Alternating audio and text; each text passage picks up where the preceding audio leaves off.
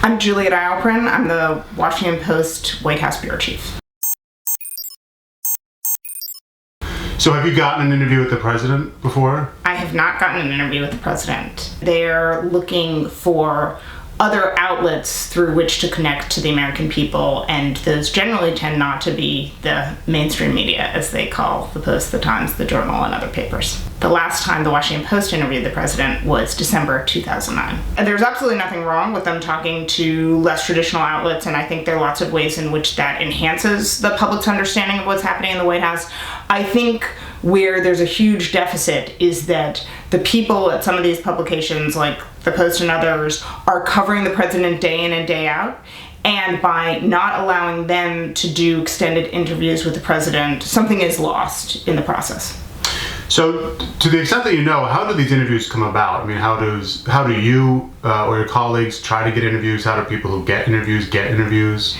I think it's a combination of factors. Certainly, there are people at, whether it's from TV outlets or print outlets who are constantly approaching the press secretary and his aides and asking for interviews. And I think that there are absolutely times when the White House itself reaches out to outlets, and that's a combination of certainly some of these, online publications and so forth, where I think sometimes the White House initiates those interviews, or other times when, again, some of these other publications and outlets are going to the White House and making those requests.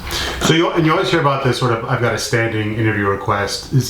What does that mean? Like, do you every 2 weeks just file the paperwork routinely out of practice, or have you kind of... Right. Have I given up? Yeah. There's no formal paperwork, but essentially it consists of an informal exchange, or sometimes slightly more formalized, and usually in terms of an email request where you outline what kind of interview you'd like to do, what the subject would be about. Then essentially you have refreshers, which is you just mention it again in passing. So that's generally what we're talking about. I don't, again, it's like I can't speak for other publications, but with us, it's a matter of kind of making the case for why we think the Post deserves an interview with the president, and then reinforcing that argument over time. So you think you'll get one before he leaves? That's an excellent question. I had almost given up on it, and kind of like you said, one of the other people you talked to about it, and had made a joke about that recently. And I think there's still an outside chance that I'd get one before January 2017. I mean, I feel like my odds are pretty low. But is there anything I can do to improve my odds? If I'd say, so first of all, it helps that you're online. I would argue that you already have a heads up on that, and online only. I would say that what the White House seems the most open to doing, and again, they don't hide this, is conducting interviews that are directly related to a specific issue that they are championing at the moment.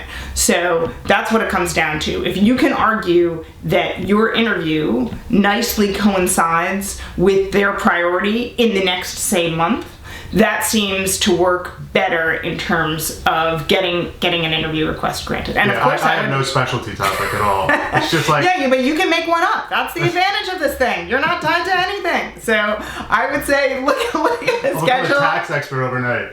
Exactly. Right now, shutdown might look really good. So so you figure out what it is. But I think that is the key more than anything else.